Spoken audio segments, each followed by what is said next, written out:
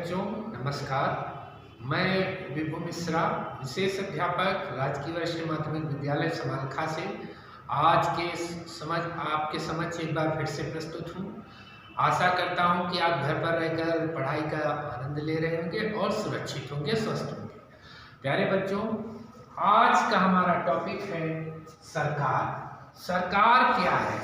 ये टॉपिक मैंने क्लास 6 की सामाजिक विषय की किताब से लिया है और टॉपिक का नाम है सरकार क्या है। सरकार क्या है?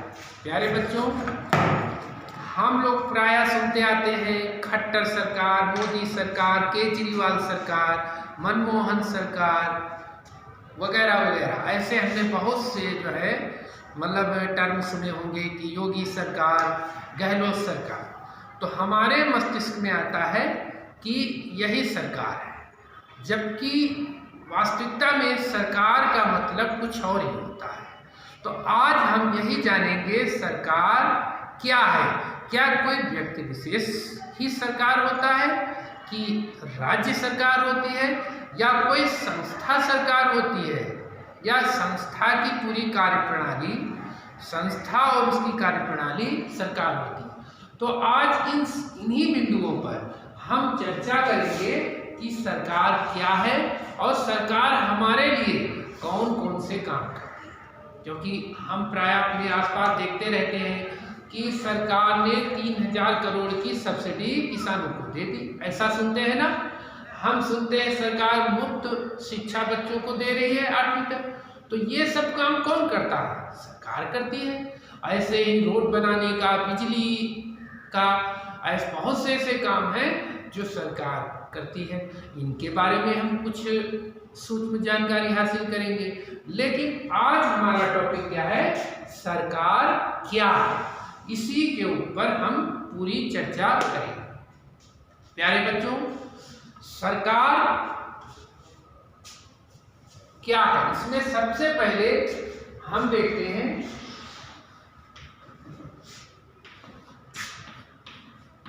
संसद आती है। तो संसद का काम क्या है? सरकार का प्रमुख अंग कौन सा है? संसद।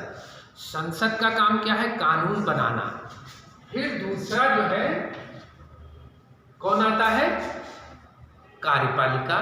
इसको विधायिका बोलते हैं, इसको कार्यपालिका बोलते हैं। तो कार्यपालिका में हमारे प्रधानमंत्री जी आते हैं, मंत्रिपरिषद आती है उनकी, और साथ में उनके सलाह देने वाले कर्मचारी, और वो जो कर्मचारी निचले स्तर तक उस कानून को लागू करवाते हैं। तो ये हमारे दूसरे नंबर पे उस पे आते हैं। इसको हम किस नाम से जानते हैं? कार्यपालिका।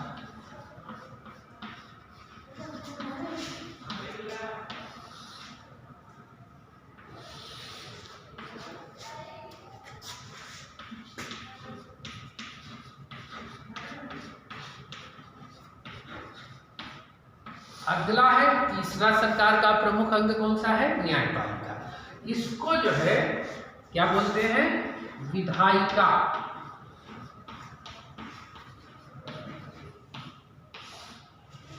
कार्यपालिका में मंत्रिपरिषद, मंत्रिमंडल कह लो,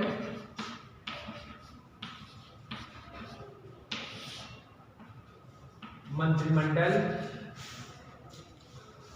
सचिव, जो छोटे स्तर के कर्मचारी, ये सारे जैसे हम लोगों के लिए आप देखते होंगे, जो गांव में अगर कभी सुनते होंगे, उनसे पूछो सरकार कौन है, कहेंगे डीसी सरकार है। क्योंकि वो जिला स्तर पे जो काम उनके होते हैं वो डीसी उनके लिए सरकार होती है। जैसे तहसील स्तर पे कोई काम पड़ता है तो तहसीलदार ही उनके लिए सरकार। क्यों? क्योंकि उनको जहाँ तक जो काम होते हैं वो उसी को समझते हैं कि ये हमारे लिए सरकार है। तो ये भी तहसीलदार और डीसी या डीएम, ये भी एक सरकार का हिस्सा है। क्योंकि जो कार्यपालिका के ऊपर से नीचे तक पायदान पर जो संसद कानून बनाती है, उसको लागू कौन करवाता है? कार्यपालिका ही लागू करवाती है। फिर न्यायपालिका। न्यायपालिका में कौन आता है? सुप्रीम कोर्ट आता है। कौन आता है?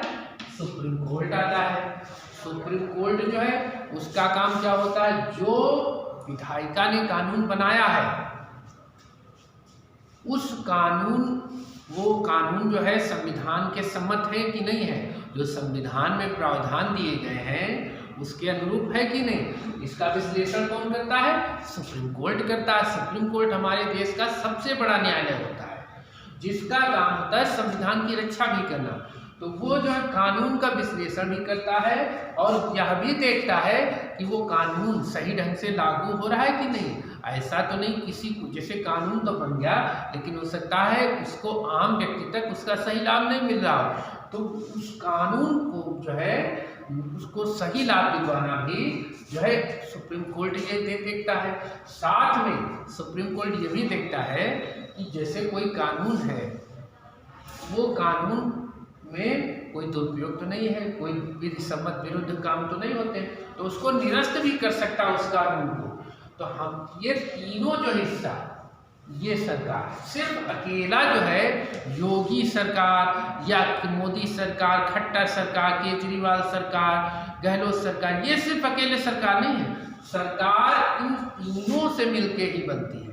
तो प्यारे बच्चों, आप इस चीज से भली बात अब समझ गए होंगे कि कोई व्यक्ति विशेष नहीं होता है सरकार जो है इन तीनों अंगों से मिलकर चलती है और तीनों अंग ही आपस में एक दूसरे को सहयोग करते हैं। अब मान लो कभी जो है विधायिका और कार्यपालिका में झगड़ा हो जाए, विधायिका तो ये संभव नहीं है। क्यों? विधायिका और कार्यपालिका के कार्यों या विचारों में अंतर होना संभव नहीं, क्योंकि कार्यपालिका यहाँ जो मंत्रिमंडल है ये किस पर निर्भर है, ये संसद के लोकसभा, जो संसद का निचला सदन होता है लोकसभा पर निर्भर है। अगर लोकसभा में जिसका बहुमत ज्यादा होगा वही जो है मतलब सरकार में रहकर काम करेगा। अगर उसका जब इससे टकराव होगा तो अपने आप ऑटोमेटिक जो है मंत्रिमंडल रहेगा ही नहीं। तो इनमें प्रायः तो मतलब ही नहीं बनता कि कोई टकराव की स्थिति हो।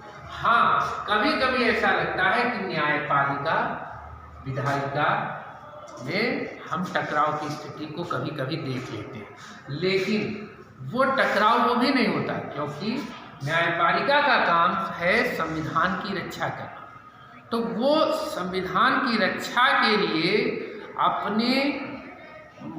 अपनी शक्ति का प्रयोग कभी भी कर सकती है और भारतीय सर्वोच्च न्यायालय हमेशा उस चीज़ को मतलब आवश्यकता अनुसार करती रही है कि जहाँ पर संविधान की रक्षा करने की जरूरत होती है या कोई कानून हमारे संविधान के अनुरूप नहीं है तो उसका विश्लेषण करना और उसको सही दिशा देना हमारे सुप्रीम कोर्ट का ही कार्य है। तो प्यारे बच्चों, ये तो जो हमने आज चर्चा की ये स्थिति हमारे केंद्रीय स्तर की है।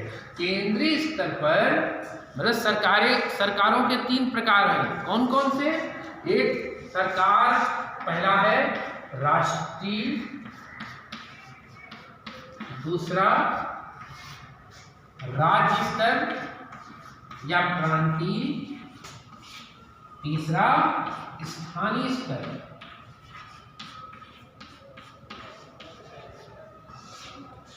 तो ये वाला जो हमने आपसे चर्चा किया ये तीनों जो है राष्ट्रीय स्तर पर है।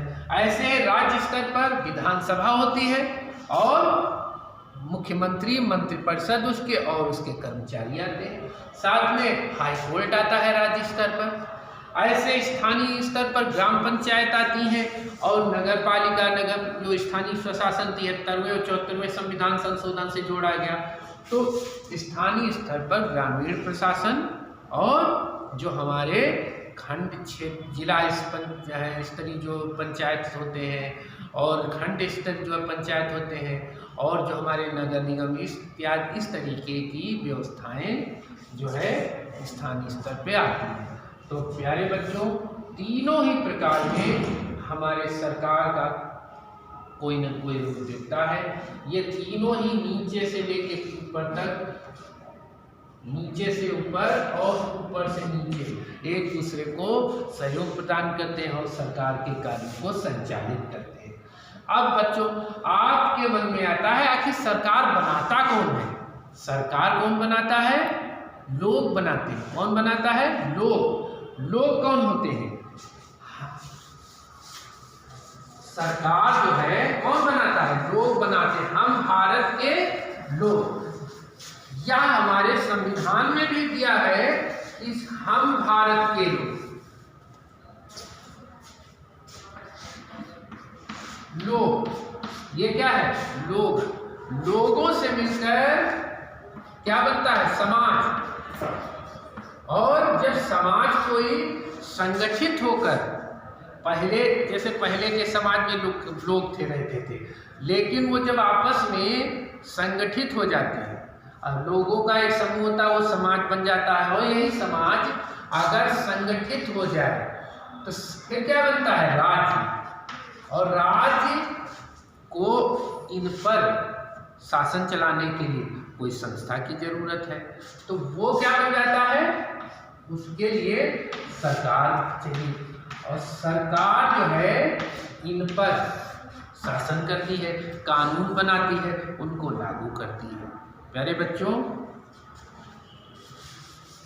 अब हम जानेंगे कि सरकार का चयन कैसे होता है। सरकार जो है हम लोग ही चुनते हैं। हम लोग जो 18 वर्ष के वयस्क व्यक्ति हैं, उनको मताधिकार का अधिकार दिया गया है कि 18 वर्ष के बालिग व्यक्ति मत देकर अपनी सरकार को चुन सकते हैं, अपने प्रतिनिधि को चुन सकते हैं। यही चुने हुए प्रतिनिधि ये जो है सरकार का गठन करते हैं। तो प्यारे बच्चों, हमने जान लिया वयस्क मताधिकार। वयस्क मताधिकार क्या होता है? 18 वर्ष के ऊपर, 18 वर्ष या उसके ऊपर के व्यक्ति अपनी पसंद से किसी भी प्रतिनिधि को चुनने का अधिकार रखते हैं। ठीक, अब हम जानेंगे कि सरकार जो है उसके कार्य क्या है। सरकार के कार्य क्या है? सबसे पहला है देश की सीमाओं की रक्षा करना। दूसरा कार्य है हमारे देश के लिए, चाहे वो शैक्षिक स्तर हो, सामाजिक स्तर हो, नीतियाँ बनाना। अगला है कि कृषि के लिए, किसानों के लिए समय समय पर जो है नीतियाँ बनाना। अगर मान लो बिजली महंगी हो गई तो उस पर सब्सिडी देने के कार्य कौन करता है? सरकार करती है। ऐसे ही मान लो पेट्रोल है, डीजल है, एलपीजी गैस है, तो इन पे अगर जो है दाम भी बढ़ जाते हैं या इनके मूल्यों को नियंत्रित रखना होता है, तो उसको भी नियंत्रित रखने का कार्य कौन करता है? सरकार कार्य करती है। सरकार ही हमको स्वच्छ जो है पानी सरकार जो है, और साथ में सुरक्षित सड़क और सुरक्षित यात्रा, इन सब को करने का कार्य किसका होता है? सरकार का होता है। अगर कोई हाईवे है, एक्सप्रेसवे है, उसको कौन बनाता है? सरकार बनाती है। तो ये सारे कार्य सरकारों का ही होता है। हम लोगों को अच्छे वातावरण में अच्छी शिक्षा प्रदान करना और लोगों को रोजगार प्रदान करना, उनके लिए कौशल प्रशिक्षण कार्यक्रम संचालित करवाना, ये सारे कार्य ही सरकार ही संचालित करती है। और साथ में ही कानून व्यवस्था भी बनाए रखने का काम भी किसका होता है? सरकार का काम होता है। एक सभ्य समाज में कानून बनाना, कानून लागू करना और कानून व्यवस्था को भी दुरुस्त रखना, ये सरकार का ही काम है और उसकी जिम्मेदारी है। प्यारे बच्चों, आशा करता हूँ कि आज हम सरकार और सरकार के कार्यों से हम जान गए होंगे उनके बारे में। और जो हमारा अगला जो है वीडियो होगा उसमें हम चर्चा करेंगे कि लोकतंत्र क्या है, लोकतंत्री सरकार क्या होती है, और जो राजतंत्री व्यवस्था है उसमें और लोकतंत्र में क्या अंतर है। तो आज के लिए इतना ही। अगले वीडियो में फिर मिलेंगे और आपसे आशा करता हूँ कि आप आप इसको टेक्स्ट बुक में भी इस पाठ को पढ़ेंगे और जो आज के बताए गए वीडियो को ध्यान से देखेंगे और उसको अपने पेरेंट्स की मदद से समझेंगे और घर पर रहकर ही पढ़ाई का आनंद लेंगे। धन्यवाद।